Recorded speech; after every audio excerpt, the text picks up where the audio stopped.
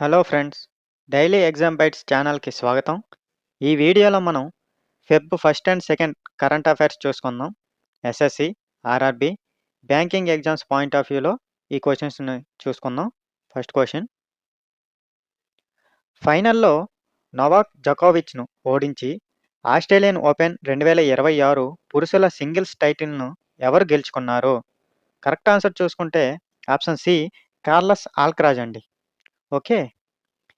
ఇందులో ముఖ్యమైన పాయింట్స్ ఒకసారి చూసుకుందాం. Carlos Alcaraz career grand slam సాధించిన యంగెస్ట్ మ్యాన్ అండి. టెన్నిస్ చరిత్రలో కెరీర్ గ్రాండ్ స్లామ్ సాధించిన 9వ ఆటగాడండి. ఇతను ఎవరిని ఓడించాడంటే నోవాక్ జోకోవిచ్ అండి. ఓకే. ఇవన్నీ గుర్తుంచుకోవాలి. Next question. జపోటెక్ నాగరికత ఇటీవల వార్తల్లో కనిపించింది. ప్రధానంగా ఏ దేశంలో అభివృద్ధి చెందింది? కరెక్ట్ ఆన్సర్ చూసుకుంటే మెక్సికో అండి. ఓకే. మీరు ఈ నాగరికత పేరు గుర్తుంచుకోవాలి. జపోటెక్ ఎక్కడ అంటే దేశం మెక్సికో. ఇక్కడ హైలైట్ పాయింట్స్ ఏంటంటే 1400 సంవత్సరాల పురాతన సమాధి కనుగొనబడిందండి ఇక్కడ. అలాగే గుడ్లగూబ శిల్పం, రంగురంగుల గోడ చిత్రాలు, క్యాలెండర్ చెక్కదెలలు ఇవన్నీ లభించాయండి అక్కడ. ఓకే. జపోటెక్ నాగరికత మెక్సికో దేశం అండి. Next question. భారతదేశం ఇటీవల రామ్‌సర్ జాబితాకు మరో 2 చిత్తడి నేలలను చేర్చిందండి. కింది వాటిలో ఏ జత చిత్తడి నేలలు ఇటీవల జోడించబడ్డాయి? చూడండి. కరెక్ట్ ఆన్సర్ చూడండి. చారీధాండ్, కచ్, గుజరాత్ అండి. మరియు పాట్నా బర్డ్ శాంక్చురీ అండి. ఎటా ఇది ఉత్తరప్రదేశ్. ఈ 2 ప్లేసెస్‌ని ఇటీవల రామ్‌సర్ జాబితాకు చేర్చిందండి. మొత్తంగా ఎన్నయ్యాయండి ఇప్పుడు భారతదేశంలో? 98 సైట్స్ అయ్యాయండి. రామ్‌సర్ సైట్స్ మొత్తం 98 మన భారతదేశంలో ఉన్నాయి. ఒకటి గుజరాత్ కచ్‌లోని చారీధాండ్ అండి. మరొకటి పాట్నా బర్డ్ శాంక్చురీ అండి. ఇది ఉత్తరప్రదేశ్‌లో ఉంది. ఓకే. గుర్తుంచుకోవాలి. Next question. Khelo India winter games 2026 రెండవ దశ ఎక్కడ షెడ్యూల్ చేయబడింది? చూడండి. రెండవ దశ ఎక్కడ షెడ్యూల్ చేయబడిందంటే ఆప్షన్ డి గుల్మార్గ్ అండి. అది మొదటి దశ ఎక్కడ జరిగిందండి? లేహ్. మనం ఆల్రెడీ ఇంతకుముందు వీడియోలో దీని గురించి చెప్పుకున్నాం. మొదటి దశ అయితే లేహ్‌లో జరిగిందండి. రెండవ దశ ఇప్పుడు మొదలవుతుంది. ఎక్కడ? Gulmarg. Okay. Next question. Australian open 2026 మహిళల సింగిల్స్ టైటిల్‌ను ఎవరు గెలుచుకున్నారు? చూడండి. కరెక్ట్ ఆన్సర్ అయితే ఎలానా రెబాకినా అండి. ఇది ఆమె రెండవ గ్రాండ్ స్లామ్ టైటిల్ అండి. ఆస్ట్రేలియా ఓపెన్ గెలిచిన మొదటి కజకిస్తాన్ మహిళ అండి. సో, ఈ కీ పాయింట్స్ మీరు గుర్తుంచుకోవాలి. ఈవిడ ఏ దేశ మహిళ అంటే కజకిస్తాన్ అండి. ఆస్ట్రేలియన్ ఓపెన్ గెలిచిన మొదటి కజకిస్తాన్ మహిళ ఈమెనే. ఓకే.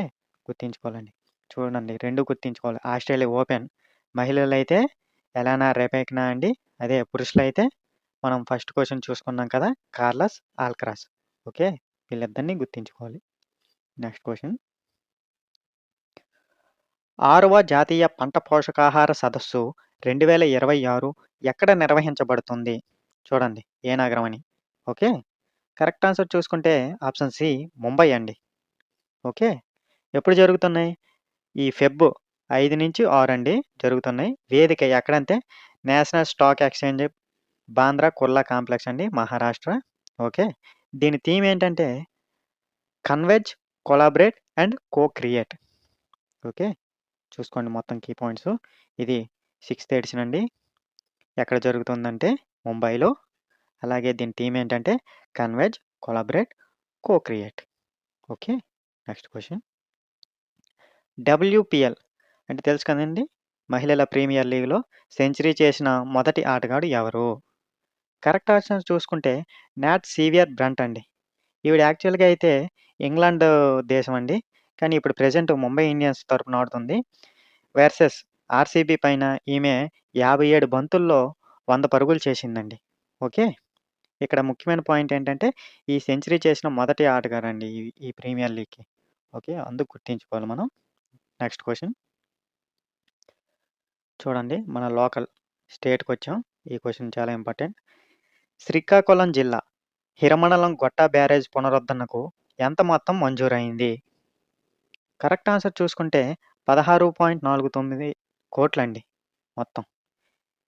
దీనివల్ల యూజ్ ఏంటంటే 2.11 లక్షల ఎకరాల వ్యవసాయ భూమికి సాగునీటి లాభం అండి.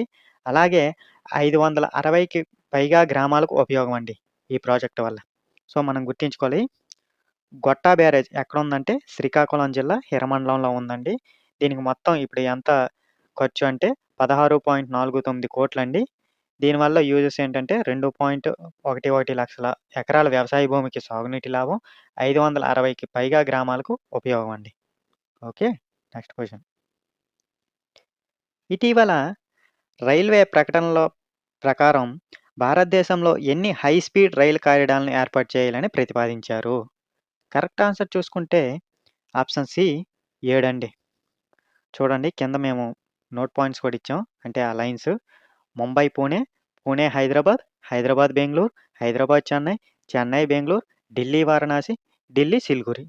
ఈ మొత్తం 7 కారిడార్‌లని హై స్పీడ్ రైలు కారిడార్‌లుగా ఏర్పాటు చేయాలని ఇటీవల రైల్వే ప్రకటన చేసిందండి. ఓకే. మొత్తం 7. Next question.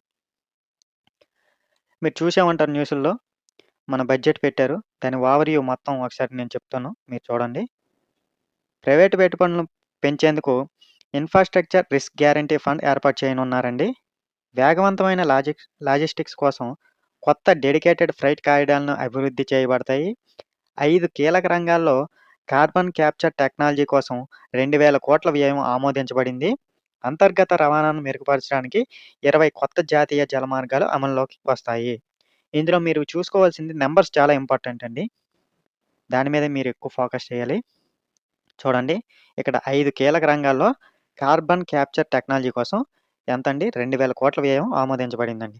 అలాగే అంతర్గత రవాణాను మెరుగుపరచడానికి మొత్తం 20 కొత్త జాతీయ జలమార్గాలు అమల్లోకి వస్తున్నాయండి. నెక్స్ట్ చూద్దాం. చూడండి ఇది ఎడ్యుకేషన్‌కి సంబంధించిన బడ్జెట్. పరిశ్రమ, విద్య సంబంధ అనుబంధాన్ని పెంచడానికి పారిశ్రామిక కారిడార్ల దగ్గర 5 యూనివర్సిటీ టౌన్‌షిప్‌లను ఏర్పాటు చేయబడుతున్నాయండి. అలాగే మహిళల విద్యను ప్రోత్సహించేందుకు ప్రతి జిల్లాలో ఒక బాలికల వసతి గృహం ఏర్పాటు చేయబడుతుందండి.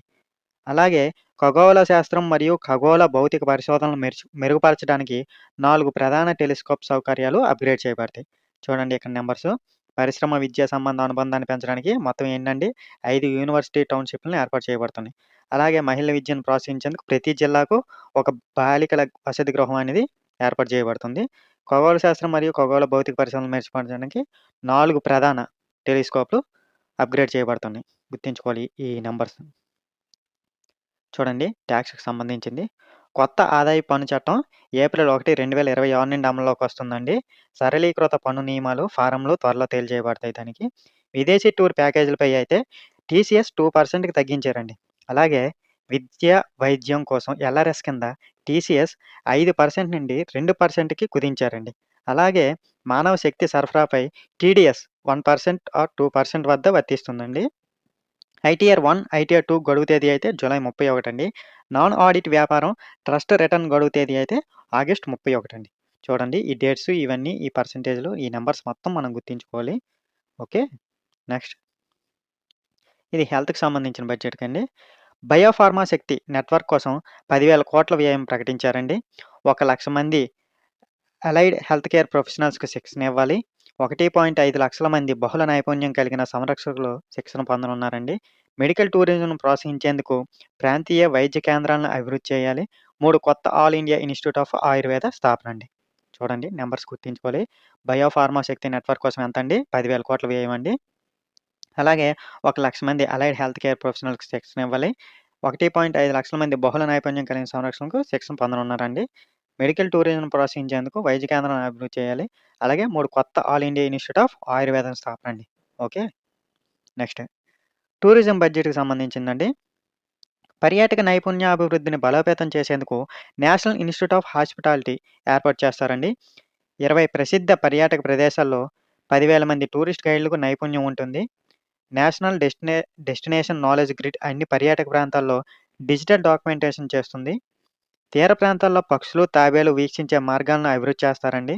ప్రపంచ స్థాయి ట్రెక్కింగ్ అనుభవాల కోసం మౌంటైన్ ట్రెక్కింగ్ టైల్స్ సృష్టించబడతాయండి.